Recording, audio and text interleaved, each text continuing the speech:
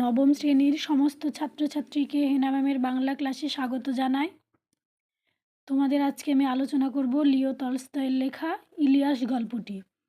আমি এর আগেও তোমাদের 2-3টে ভিডিও দিয়েছি। তোমাদের ভিডিওগুলো ভালো লাগলে আমার চ্যানেলটিকে লাইক এবং সাবস্ক্রাইব করে রাখবে এবং পরবর্তী ভিডিও পেতেও তোমরা লাইক এবং সাবস্ক্রাইব করবে। তোমাদের দেখো, ইলিয়াস লিও তলস্তয়ের খুব সুন্দর একটা গল্প। লিও তলস্তয় ছিল রুশ সাহিত্যিক। সেই খ্যাতনামা রুশ সাহিত্যিকের লেখা ইলিয়াস গল্পটা, এটা বাংলায় তর্জমা করেছিল মনীন্দ্র দত্ত। ইলিয়াস গল্পটা সিলেক্টেড স্টোরিজ বইয়ের স্টোরিজ অফ ইয়ং রিডার্স নামক অংশ থেকে ইলিয়াস গল্পটি নেওয়া হয়েছিল। সেটা ছিল লিও তলস্তয়ের লেখা। দেখো, প্রথমে আমি তোমাদেরকে প্রতিটা লাইন ধরে বোঝাবো। প্রথমে আছে, উফা প্রদেশে ইলিয়াস নামে একজন বাসকীর বাস করত। উফা প্রদেশ, উফা প্রদেশটা কোথায়? তাহলে উফা প্রদেশ একটা জায়গার নাম, সেটা বেলাইয়া নদীর তীরে অবস্থিত, বর্তমানে যেটা বাসকীর প্রজাতন্ত্রের রাজধানী। ইলিয়াস নামে একজন বাসকীর বাস করত। বাসকী কারা? বাসকীর বাস করত। বাসকীর হলো মুসলিম সম্প্রদায়ভুক্ত তুরস্কের একটি জনগোষ্ঠী। এরা মুসলিম। এদের প্রধান জীবিকাই ছিল পশুপালন করা এবং দুধ, কুমিশ, মাংস বিক্রি করা। এরা কিন্তু পরবর্তীকালে রাশিয়ায় অন্তর্ভুক্ত হয়। তো সেই ইলিয়াস সে উফা প্রদেশে বাস করত। ইলিয়াসের বিয়ের 1 বছর পরে যখন তার বাবা মা মারা গেল, তখন সে না ধনী না দরিদ্র। তাহলে ইলিয়াসের বিয়ের কত বছর পর তার বাবা মা মারা গেছিল? 1 বছর পর। তাহলে এই প্রথম লাইনটা থেকে কোয়েশ্চেন আছে যে ইলিয়াস কোথায় বাস করতো? উফা প্রদেশে। তার বিয়ের 1 বছর পর তার বাবা মা বাস করতো। তোমাদেরকে বলেছিলাম পেন্সিল বা পেন যাই হোক, যা নিয়ে হোক, একটা তোমরা রিডিং পড়বে, তাহলে তোমাদের প্রশ্নগুলো হাতের কাছে থাকবে, সঙ্গে সঙ্গে তোমরা মার্ক করে নেবে। মার্ক করলে তোমাদের পড়ার সময় মনে থাকবে। তাহলে তার বাবা যখন মারা যায়, সে না ধনী না দরিদ্র, মানে সে ধনীও না আবার দরিদ্রও না। 7টা ঘটকি, 2টো গরু আর 20টা ভেড়া, এই যা তার কিছু বিষয় সম্পত্তি। তাহলে তার প্রথমে কি ছিল? 7টা ঘটকি আর 2টো গরু আর 20টা ভেড়া। কিন্তু ইলিয়াসের সুব্যবস্থায় তার সম্পত্তি কিছু কিছু করে বাড়তে লাগলো। সে আর তার স্ত্রী সকলের আগে ঘুম থেকে ওঠে আর সকলের পরে ঘুমোতে যায়। মানে ওরা সারা দিনই পরিশ্রম করে, সবার আগে ঘুম থেকে উঠে পড়ে, আবার সবার পরে ঘুমোতে যায়। সকাল থেকে রাত পর্যন্ত কাজ করে, ফলে প্রতি বছরই তার অবস্থার উন্নতি হতে লাগলো। সে তার পরিশ্রম দিয়ে তার অবস্থার উন্নতি করতে শুরু করলো। এইভাবে 35 বছর পরিশ্রম করে সে প্রচুর সম্পত্তি করে ফেললো। কত বছর পরিশ্রম করলো? 35 বছর। এই 35 বছরে মার্ক করে রাখো। তখন তার কি কি হলো দেখো। তখন তার 200 ঘোড়া, 150 গরু মোষ আর 1200 ভেড়া। তাহলে আগে ছিল কটা? এইটা তোমাদের মনে রাখতে হবে যে আগে এইটা ছিল 7টি ঘটকি, 20টা, 2টো গরু আর 20টা ভেড়া। এখন হলো 200 ঘোড়া, 150 গরু মোষ আর 1200 ভেড়া। ভাড়াটে মজুররা তার গরু ঘোড়া দেখাশোনা করত। ভাড়াটে মজুরানিরা দুধ, দই, কুমিশ, মাখন আর পনির তৈরি করে। এই যে কুমিশ, কুমিশ জিনিসটা দেখো, তোমাদের মনে হচ্ছে যেন নতুন শব্দ। কুমিশ জিনিসটা কি? কুমিশ জিনিসটা হলো ভেড়ার দুধ থেকে ফেনা জাতীয় একটা ঘন পানীয় তৈরি করা হয়, সেটার নাম হলো কুমিশ। আর তোমরা মাখন আর পনিরের কথা জানো নিশ্চয়ই। পনিরও একটা ছানা টাইপের একটা জিনিস। মোট কথা, ইলিয়াসের তখন খুব বলবোলাও। এই বলবোলাও মানে হচ্ছে তার প্রতিপত্তি, প্রভাব প্রতিপত্তি। তাহলে ইলিয়াসের খুব প্রভাব প্রতিপত্তি বেড়ে গেল, মানে বলবোলাও হয়ে গেল। আশেপাশের সকলেই তাকে ঈর্ষা করতো। ঈর্ষা মানে কি? তাকে হিংসা করতে লাগলো। জানো যে একজনের উন্নতি আর একজন দেখতে পারে না, অবশ্যই। তাহলে কি হলো? আশেপাশের লোক তাকে হিংসে করতে লাগলো। বলে, ইলিয়াস তো ভাগ্যবান পুরুষ, কোনো কিছুরই অভাব নেই, ওর তো মরবার দরকার নেই। কেউ ভাগ্য নিয়ে আসে না, ভাগ্য তৈরি করতে হয়। তো ইলিয়াসও প্রচণ্ড পরিশ্রম করে তার এই ভাগ্যটাকে ইলিয়াস তৈরি করেছে। কিন্তু পাড়ার মানুষ হিংসে করে কি বলতো যে ইলিয়াস তো ভাগ্যবান পুরুষ, তার কোনো কিছুরই অভাব নেই।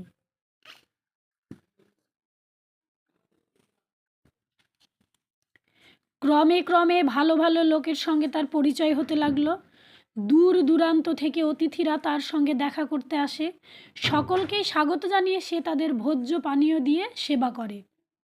যে যখনই আসুক কুমিস, চা, শরবত আর মাংস সবসময়ে হাজির। তাহলে তার বাড়িতে অতিথি আসা শুরু করেছে, সে তার সাধ্যমতো সমস্ত দিয়ে সে সেবা করছে। অতিথি এলেই একটা বা দুটো ভেড়া মারা হয়, সংখ্যায় বেশি হলে ঘটকিও মারে। এখানে একটা কোয়েশ্চেন যে অতিথি এলে কি মারে? একটা বা দুটো ভেড়া মারে। আর যদি অতিথির সংখ্যা বেড়ে যায় তাহলে কি মারে? ঘটকিও মারা হয়। তাহলে এইগুলো যে এখান থেকে যেগুলো থেকে আমি কোয়েশ্চেন আসবে বলছি সেগুলো তোমরা ভালো করে মনে রাখবে। এখানে যে ঘটকি কথাটা বলা হয়েছে, এই ঘটকি কথাটা আমি তোমাদেরকে বলা হয়নি, সেটা হলো স্ত্রী ঘোড়াকে বলা হয় ঘটকি। ইলিয়াসের 2 ছেলে 1 মেয়ে, এখানে দাগ দাও। ইলিয়াসের তাহলে 2 ছেলে আর 1 মেয়ে, সকলেরই বিয়ে হয়ে গেছে। ইলিয়াস যখন গরিব ছিল ছেলেরা তার সঙ্গে কাজ করতো, গরু ভেড়া চড়াতো। কিন্তু বড়লোক হওয়ার পরে তারা আয়েশি হয়ে উঠলো। আয়েশি হয়ে ওঠা মানে কি? আরাম প্রিয় হয়ে উঠলো। তাদের টাকা পয়সা বেড়ে গেছে, তারা আর কাজ করবে না। তাহলে যখন ইলিয়াসের গরিব ছিল তখন তার ছেলে মেয়ে কী করতো? প্রশ্ন আসে। তার ছেলে মেয়েরা তখন তাকে কাজে সাহায্য করতো, গরু ভেড়া চড়াতো। কিন্তু আয়েশি হওয়ার পরে তারা কী করলো? বড়লোক হওয়ার পরে তারা কী হয়ে উঠলো? আয়েশি হয়ে উঠলো, মানে আরাম প্রিয় হয়ে উঠলো। বড়টি এক মারামারিতে পড়ে মারা গেল। এখানেও দাগ দাও যে বড় ছেলেটি মারামারিতে পড়ে মারা গেল। ছোটটি এমন ঝগড়াটে বউ বিয়ে করলো যে তার বাপের আদেশই অমান্য করতে শুরু করলো, ফলে ইলিয়াসের বাড়ি থেকে তাদের তাড়িয়ে দেওয়া হলো। তাহলে বড় ছেলেটা মারামারিতে কবলে পড়ে মারা গেল, আর ছোটটা ঝগড়াটে বউ বিয়ে করার ফলে ইলিয়াস তাদেরকে কি করলো? বাড়ি থেকে তাড়িয়ে দিল। এবার তাড়িয়ে দেওয়ার সময় তাদেরকে কি দিল দেখো সঙ্গে? ইলিয়াস তাকে একটা বাড়ি দিল, কিছু ঘোড়া আর গরু দিল। ফলে ইলিয়াসের সম্পত্তিতে টান পড়লো। তারপরে ইলিয়াসের ভেড়ার পালে মড়ক লেগে অনেকগুলো মরে গেল। তাহলে বড় ছেলে মারা গেল, ছোট ছেলে ঝগড়াটে বউ আনলো, তাকে বাড়ি থেকে বের করে দিল। এবার বাড়ি থেকে বের করে দিলে হবে না, সঙ্গে তাকে কিছু ভেড়া আর গরু দিয়ে দিল, এবং তার সম্পত্তিতে টান তো পড়ে গেল। তার ফলে আবার কী হলো? মড়ক লেগে গেল। মড়ক লেগে যাওয়া মানে অসুখ বা কোনো কিছু হয়ে মারা যাওয়া। তার পরের বছর দেখা দিল দুর্ভিক্ষ, মানে আস্তে আস্তে ইলিয়াসের অবনতি হতে শুরু করলো। খড় পাওয়া গেল না একেবারে, ফলে সে বছর শীতকালে অনেক গরু মোষ না খেয়ে মরলো। তারপর কিরবিজরা তার সবচাইতে ভালো ঘোড়াগুলো চুরি করে নিয়ে গেলো। এই যে কিরবিজরা, কিরবিজ কারা? কিরবিজ হলো কিরগিজস্তানের অধিবাসী। তাদের কাজই ছিল লুটতরাজ, মানে লুট করা, এবং দুর্ধর্ষ জনগোষ্ঠী তারা। তাহলে কিরবিজরা ভালো ভালো ঘোড়াগুলোকে নিয়ে চলে গেল। ইলিয়াসের অবস্থা খারাপ হয়ে পড়ল। যত তার অবস্থা পড়তে লাগলো ততই তার শরীরেও জোর কমতে লাগলো। এমন করে 70 বছর বয়সে ইলিয়াস বাধ্য হয়ে তার, এবার কত বছর বয়সে দেখো? 70 বছর বয়সে বাধ্য হয়ে কি করলো? এখানে দাগ দিবে। পশমের কোট, কম্বল, ঘোড়ার জিন, তাঁবু এবং সবশেষে গৃহপালিত পশুগুলোকে বিক্রি করে দিয়ে দুর্দশার একেবারে চরমে নেমে গেল। তাহলে কি বিক্রি করে দিল? তার যা জিনিস ছিল সে কিন্তু সবই বিক্রি করে দিল। সেইগুলো বিক্রি করে দিয়ে সে নিঃস্ব হয়ে গেল। আসল অবস্থা বুঝে ওঠার আগে একেবারে সে সর্বহারা হয়ে পড়ল। আসল অবস্থা বুঝে ওঠার আগে একেবারে সে সর্বহারা, এখানে দাগ দাও, একেবারে সে সর্বহারা হয়ে পড়ল। কে সর্বহারা হয়ে পড়ল? তার যে জিনিসগুলো ছিল সেগুলো বিক্রি করে দিল, দিয়ে সে সব হারিয়ে ফেললো। তাই বলছে সে সর্বহারা হয়ে পড়ল। ফলে বৃদ্ধ বয়সে স্বামী স্ত্রীকে অজানা লোকের বাড়িতে বাস করে তাদের কাজ করে খেতে হতো। সম্বলের মধ্যে রইল শুধু কাঁধে একটা বোঁচকা। এইখানে দাগ দাও, সম্বলের মধ্যে শুধু রইল কাঁধে একটা বোঁচকা। তাতে কি ছিল? খুব কোয়েশ্চেন আছে। তাতে কি ছিল? তাতে ছিল একটা লোমের তৈরি কোট, টুপি, জুতো আর বুট, আর তার স্ত্রী শামসেমাগি। তার স্ত্রীর নাম কি? তাহলে ইলিয়াসের স্ত্রীর নাম আমরা এখানে পেলাম শামসেমাগি। বিতাড়িত পুত্র অনেক দূর দেশে চলে গেছে, মেয়েটিও মারা গেছে। বৃদ্ধ দম্পতিকে সাহায্য করবার তখন কেউ নেই। মোহাম্মদ শাহ নামে এক প্রতিবেশীর করুণা হলো বুড়ো বুড়ির জন্য। সে নিজে ধনীও নয়, গরিবও নয়, তবে সুখে থাকতো আর লোকও ভালো। তাহলে এই যে মোহাম্মদ শাহ নামে একজন প্রতিবেশী ছিল, সে নিজে ধনীও ছিল না, গরিবও নয়। এখানে কার কথা বলা হয়েছে? সে নিজে ধনীও নয়, গরিবও নয়। এখানে মোহাম্মদ শাহর কথা বলা হয়েছে। ইলিয়াসের অতিথি বাৎসল্যতার কথা স্মরণ করে তার খুব দুঃখ হলো। বলল, ইলিয়াস, তুমি আমার বাড়ি এসো, আমার সঙ্গে থাকো, বুড়িকেও নিয়ে এসো। যতটা ক্ষমতায় কুলোয় গ্রীষ্মে আমার তরমুজের খেতে কাজ করবে, আর শীতকালে গরু ঘোড়াগুলোকেও খাওয়াবে। শামশেমা গিয়েও ঘটকিগুলোকে দুইতে পারবে, কুমিজ তৈরি করতে পারবে। আমি তোমাদের দুজনেরই খাওয়া পরা দেব। এছাড়া যদি কখনো কিছু লাগে বলবে, তাও দেব। তাহলে এই যে মোহাম্মদ শাহ নামে প্রতিবেশী, সেই ইলিয়াসকে কী করলো? আশ্রয় দিল এবং তাকে বলল যে তার স্ত্রীকেও সঙ্গে নিয়ে আসতে। ইলিয়াস প্রতিবেশীকে ধন্যবাদ দিল। সে আর তার স্ত্রী মোহাম্মদ শাহর বাড়িতে ভাড়াটে মজুরের মতো কাজ করে খেতে লাগলো। এই যে এখানে লাইনটা দাগ দাও। সে আর তার স্ত্রী মোহাম্মদ শাহর বাড়িতে কীভাবে থাকতে লাগলো? ভাড়াটে মজুরের মতো। যারা একদিন তাদের বাড়িতে ভাড়াটে মজুর থাকতো, তারা অন্যের বাড়িতে ভাড়াটে মজুরের মতো কাজ করতে শুরু করলো। প্রথমে বেশ কষ্ট হতো, কিন্তু ক্রমে ক্রমে সব সয়ে গেল। প্রথমে খুব কষ্ট হতো, কিন্তু ক্রমে ক্রমে তাও সয়ে গেল। এখানেও দাগ দিয়ে রাখো, এখান থেকে কোয়েশ্চেন আসবে। যতটা পারতো কাজ করতো আর থাকতো। বুড়ো বুড়িকে রেখে মোহাম্মদ শাহরও লাভ হলো, কারণ নিজেরা একদিন মনিব ছিল বলে সব কাজই তারা ভালোভাবে করতে পারতো। তাহলে এখানে বুড়ো বুড়িকে রেখে মোহাম্মদ শাহর লাভ কেন হলো প্রশ্ন আসে। তাহলে তার কারণ তারাও একদিন নিজে মনিব ছিল বলে তারা সব কাজই খুব ভালোভাবে পারতো। তাছাড়া তারা অলস নয়, সাধ্যমতো কাজকর্ম করতো। তবু এই সম্পন্ন মানুষ দুটির দুরবস্থা দেখে মোহাম্মদ শাহর খুব দুঃখ হতো। একদিন মোহাম্মদ শাহর একদল আত্মীয় অনেক দূর থেকে এসে তার বাড়িতে অতিথি হলো। তাদের মধ্যে একজন ছিলেন মোল্লা। মোল্লা মানে কি? আমাদের ইসলাম সম্প্রদায় বা ইসলাম ধর্মের পুরোহিত বা বিধানদাতা। তাদের মধ্যে একজন ছিল মোল্লা। মোহাম্মদ শাহ ইলিয়াসকে একটা ভেড়া এনে মারতে বলল। ইলিয়াস তার চামড়া ছাড়িয়ে সেদ্ধ করে অতিথিদের কাছে পাঠিয়ে দিল। অতিথিরা খাওয়া দাওয়া করলো, চা খেলো, তারপর কুমিশে হাত দিল। মেঝেই কম্বলের উপর পাতা কুশনে গৃহস্বামীর সঙ্গে বসে অতিথিরা বাটি থেকে কুমিশ পান করতে করতে গল্প করলো। গৃহস্বামী মানে কি? সেই মোহাম্মদ শাহ। এমন সময় কাজ শেষ করে ইলিয়াস দরজার পাশ দিয়ে যাচ্ছিল। তাকে দেখতে পেয়ে মোহাম্মদ শাহ অতিথিদের বলল, দরজার পাশ দিয়ে যে বুড়ো মানুষটি চলে গেল, তাকে আপনারা লক্ষ্য করেছেন কি? একজন বলল, আমি তাকে দেখিনি। আমি তাকে দেখিনি, আমি বলতে কাকে বোঝানো হয়েছে? আমি তাকে দেখিনি। তাকে বলতে কাকে বোঝানো হয়েছে? তাকে বলতে ইলিয়াসকে বোঝানো হয়েছে। কিন্তু ওর মধ্যে বিশেষ করে কিছু দেখবার আছে নাকি? বিশেষত এই যে এক সময় এ তল্লাটের সবচেয়ে ধনী ছিল, নাম ইলিয়াস।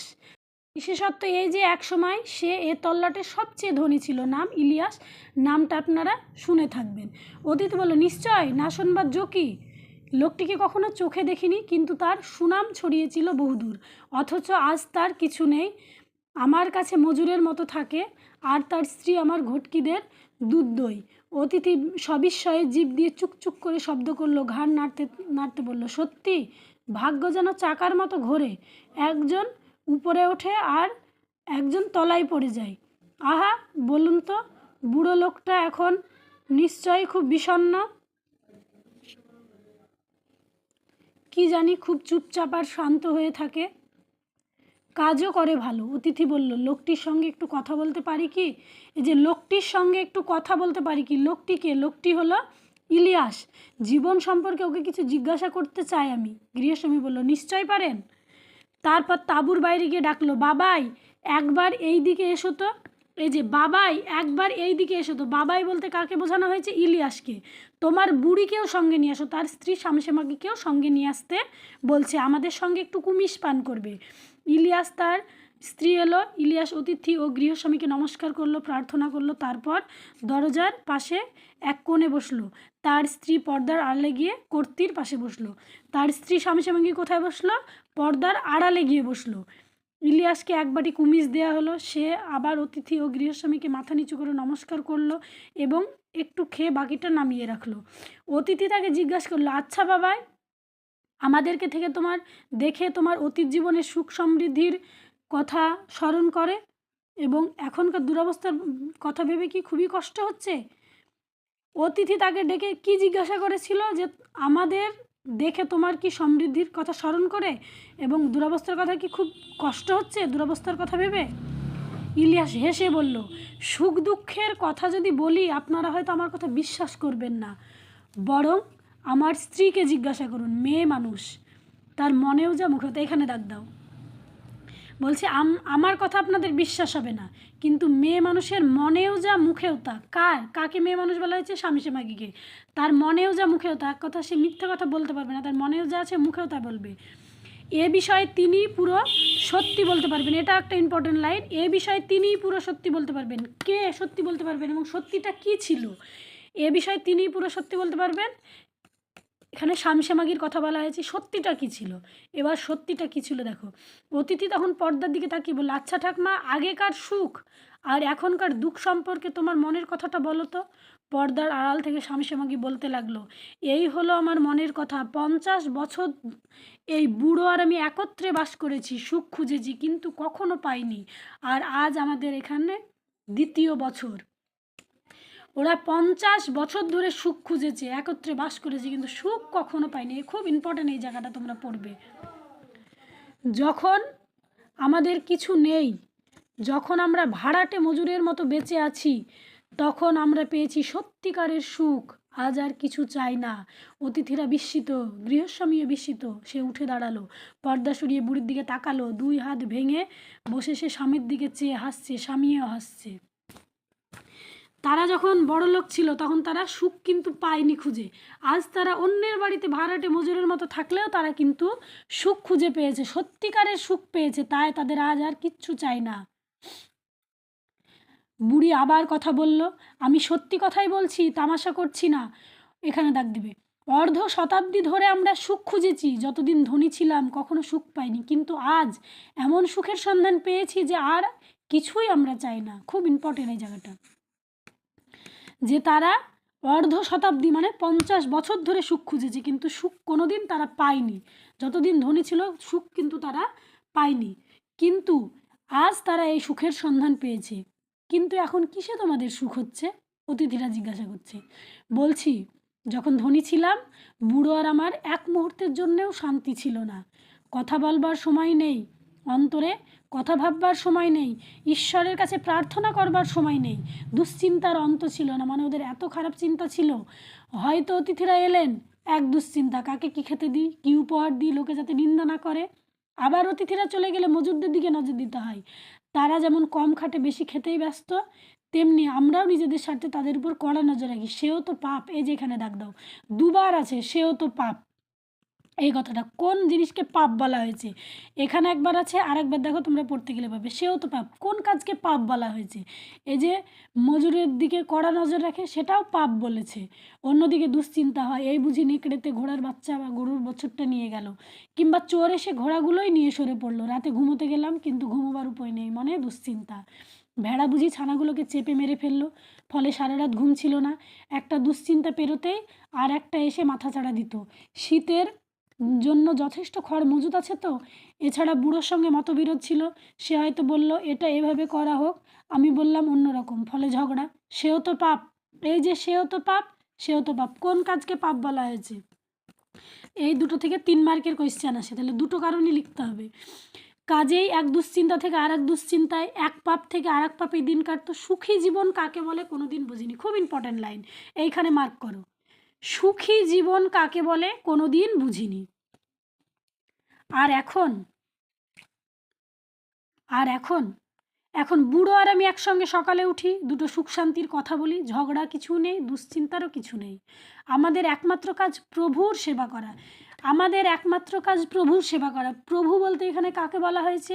মোহাম্মদ শাহকে বলা হয়েছে। যতটা খাটতে পাচ্ছি স্বেচ্ছায় খাটি, কাজেই প্রভুর কাজে আমাদের লাভ বই লোকসান নেই। বাড়িতে এলেই খাবার ও কুমিশ পাই, শীতকালে গরম হবার জন্য লোমের কোট আছে, জ্বালানি আছে। আত্মার কথা আলোচনা করবার বা ভাববার মতো সময় আছে, সময় আছে ঈশ্বরের কাছে প্রার্থনা করবার। এবার এখানে দাগ দাও। 50 বছর ধরে সুখ খুঁজে খুঁজে এতদিনে পেয়েছি।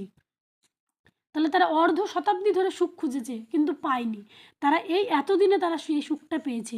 অতিথিরা হেসে উঠল, কিন্তু ইলিয়াস বলল, বন্ধুগণ হাসবেন না। এখানে দাগ দাও, বন্ধুগণ হাসবেন না। কথাটা কে বলেছিল? ইলিয়াস। এটা তামাশা নয়, এটাই মানুষের জীবন। আমার স্ত্রী আর আমি অবুঝ ছিলাম, তাই সম্পত্তি হারিয়ে কেঁদেছিলাম, কিন্তু ঈশ্বর আমাদের কাছে সত্যকে উন্মুক্ত করেছেন। আর সে কথা যে আমরা আপনাদের বললাম তা ফুর্তির জন্য নয়, আপনাদের কল্যাণের জন্য। তখন মোল্লা বললেন, এখানে খুব ইম্পর্টেন্ট, এটা খুব জ্ঞানের কথা। কোন কথাকে জ্ঞানের কথা বলা হয়? যে জ্ঞানের কথাটি কি? ইলিয়াস যা বলল সবই সত্য এবং পবিত্র গ্রন্থে লেখা আছে।